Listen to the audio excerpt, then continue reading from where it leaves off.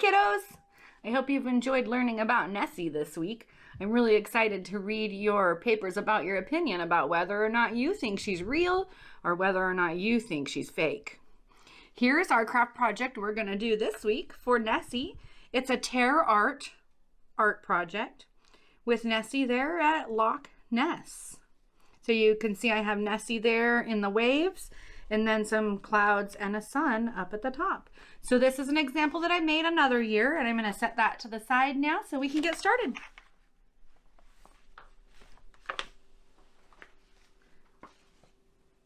The materials you're going to need to use for this activity is the packet that I have stapled together with 2 big light blue pieces of paper, 1 big dark blue piece of paper, your Loch Ness Monster Nessie pieces, a small yellow piece of paper, and 1 small white piece of paper.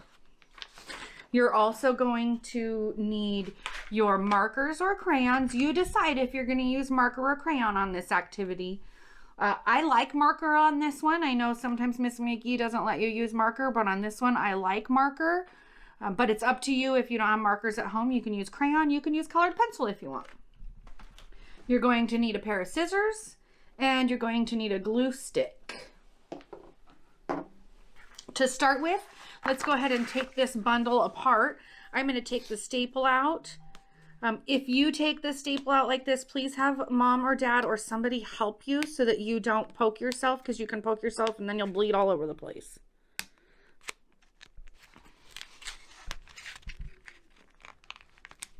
Oh, this one's being a stinker. All right, got it. Okay. So one of the light blue papers is going to be our background. We're going to put our work on that. That's going to be the base for our project. The white and the yellow I'm going to set to the side, and I'm going to set Nessie to the side. We'll come back to those pieces. We're going to prep our background first.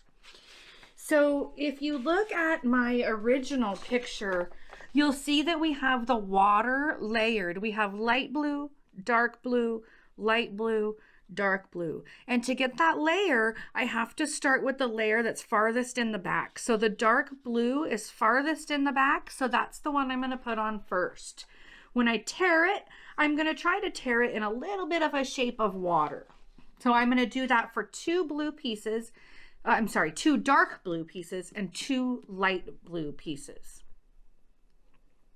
So I think I'll start by tearing the dark blue piece first, and then I've got to tell you something specific about that last piece. So when I take this dark blue paper and I'm going to tear it for water, I'm going to tear it going all the way across the long way. It doesn't matter if you tear it right in the middle or up closer to the top, because you're going to end up with 2 pieces either way. So when you tear it, I like to grab it from the end and tear towards myself. So this is backwards to you guys. But start grabbing at the top and tear it towards yourself. Just move your hand a little bit to get those waves, and do it slowly. My biggest advice is to do it slowly so that you get the shape that you want. I'm going to go in about 1/3 of the way into the paper. So if you divide that into 3 sections, that's about how far I'm going to go in to start my first tear. I'm going to just tear that into a curve all in one piece, and they're going to all be unique. All right.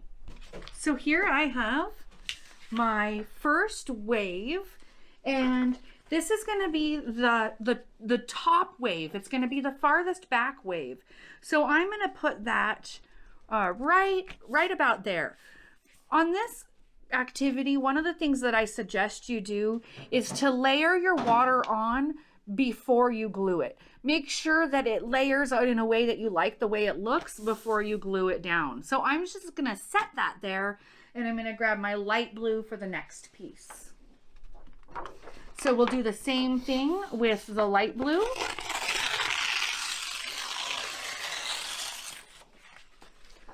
This one has a little less wave to it. That's okay. I'm going to take that and I'm going to set it right on top of the one before it. You can kind of look at it. This is where I was talking about it's a good idea to set it down and look at it. I don't like how these two pieces are overlapping, so I'm going to flip this over and see if I like it better the other way. I still don't like how that piece is overlapping, so the way that I'm going to fix that is I'm going to go onto my light blue and I'm going to tear just a little bit more off of it. So I'll go up here to the top and I'll tear that down a little bit deeper, and here I can give it some more waves too.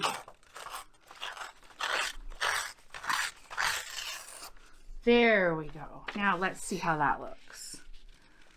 All right, I like that better because now you can see the different colors. Let me try it the other way.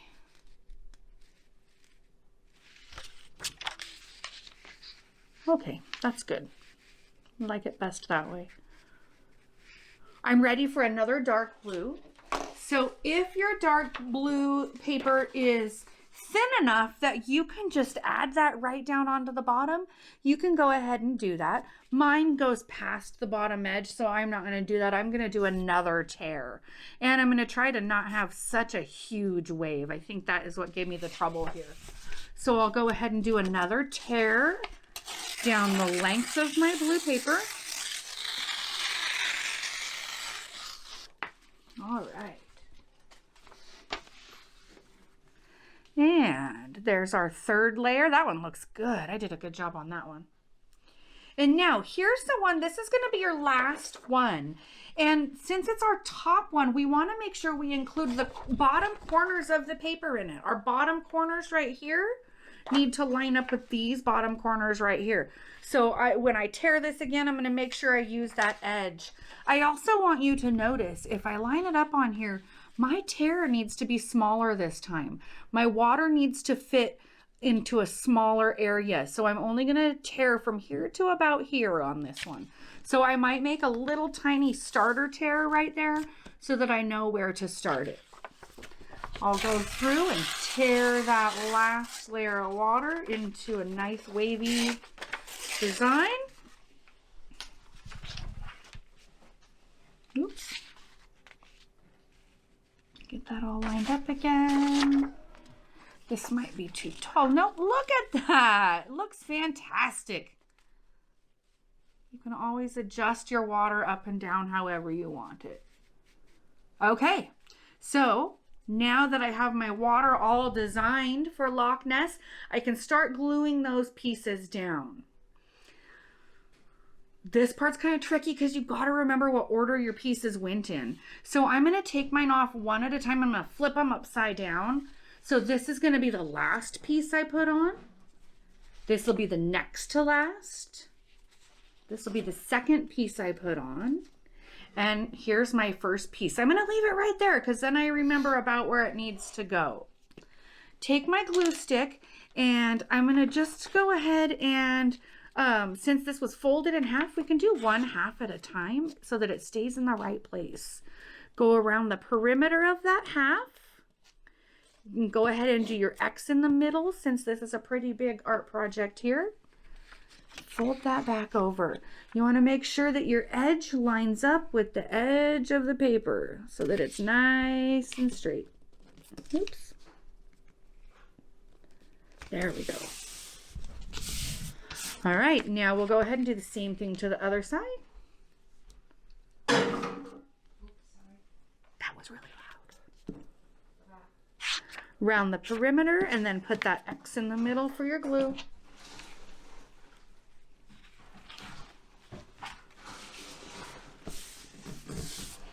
All right, there's our first piece of water or lake put on for the Loch Ness.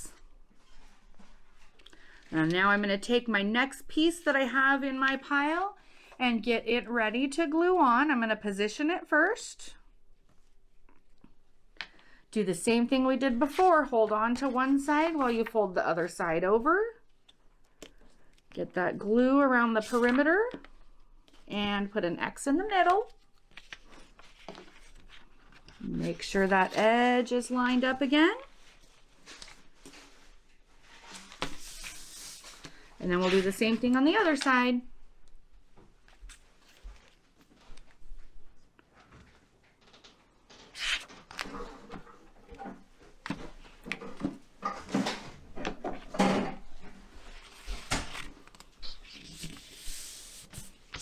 All right. Next one is our third layer of blue. We'll do the same thing on that one. Get it positioned on there. And we can do our gluing all the way around that perimeter, through the middle. Line up that edge. You've got the routine down now, I'm sure.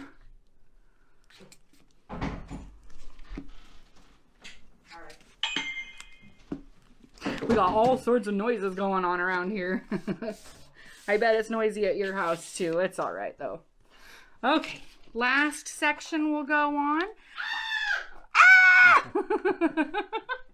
On this one, you want to make sure that your corners line up with your corners on your bottom of your paper. It shouldn't go below the edge. It should stay right on that paper there. So get it all lined up. Fold one side over. This one I have on here backwards, so it's not going to fold as nicely. There we go.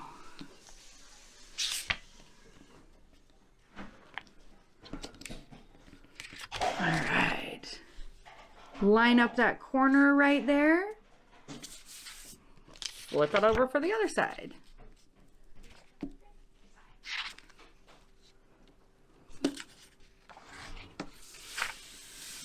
Okie dokie. There we go. So now we have our background all made for our Nessie. And here's our fun tear art water.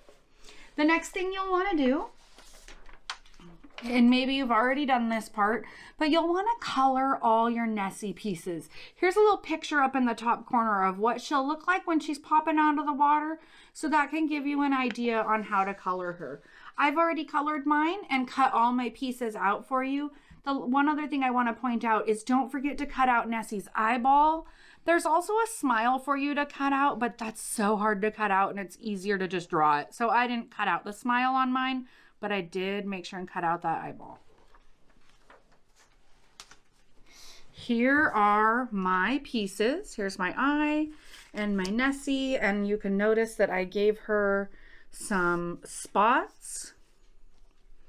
When we put Nessie on our paper, we're going to decide which wave she's in, and we're going to slide her in behind that wave. So this can be kind of tricky. I'm going to show you one piece at a time. I'm going to start with Nessie's head, and my Nessie's head is going to go right over here facing this way. And I think I'm going to put her in between the middle two layers, so in between the light blue and the dark blue. So what I'll need to do first is put that glue on the back. And then position her on here, and I'm going to lift up this layer and just slide her in between there to give the look that she's underneath the water on that part. I'm going to do that with all of my pieces, positioning her to look like she's underwater. In order to make Nessie look like she's realistic, you'll need to have all of your pieces of Nessie between the same layers of water. We can't have the head in between these two layers and then one of her back humps in between these two layers. That would look silly. It wouldn't scientifically be accurate. All right, let me get my other pieces on there. One of Nessie's humps. I'm going to leave a little bit of space between her head and neck and her first hump. And we'll do the same thing. We'll just lift that edge up a little bit and slide this in there. One more, and then we have her tail.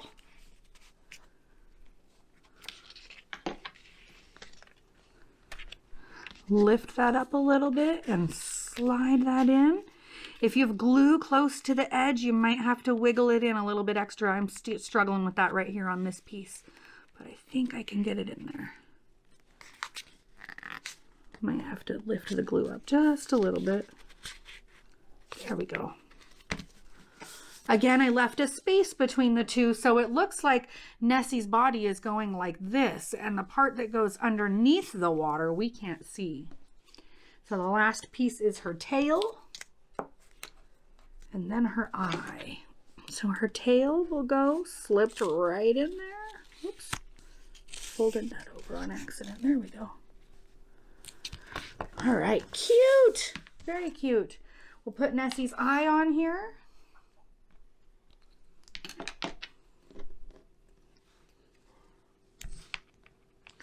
And if you want to make Nessie a girl, go ahead and give her those eyelashes. Don't forget to make Nessie's mouth. Now we have Nessie in our water. We just need a background, or we just need those clouds and the sun in the sky. So you'll get your yellow and white paper to do some tear art for the clouds and for the sun. On the clouds, it's up to you. You can do the clouds in little tiny pieces if you want, or you can do them in one big piece. So I'm going to do one big piece on this one because that's my preference. I like the way that looks a little bit better. I'm not going to draw anything on here for the shape of a cloud. I'm just going to tear it in an oval shape and try to make the fluff around as I'm tearing it. So here's how I will make a cloud.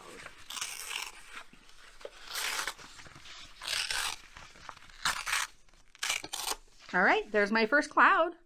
And I think I'll make one more with my second piece of paper. I did tear my white paper in half, I forgot to mention that. All right, here comes another cloud.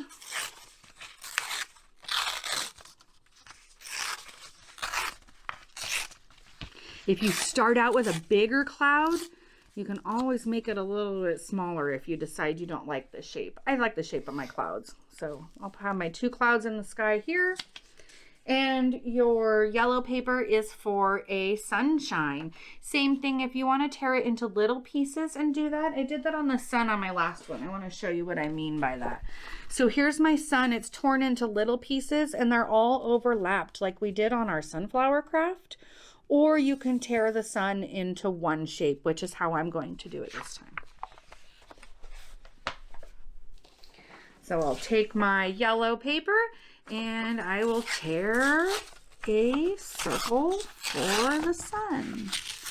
This is not very circular to start out with, but I think I can get it into a good shape. There we go. That's a good sun. I think I'll tear this little point off. There we go. This is where you get to be creative. You can decide if you want your sun to be peeking out from behind a cloud, or maybe you want to put it peeking out from behind both of the clouds. You decide. I think I'm going to have my sun coming over here because I have a little bit of extra empty space over here. Glue those clouds down. You should be able to just go around the perimeter on those. You probably don't need to go through the middle. Since my sun is going to be underneath this cloud, I think I'll do my sun first.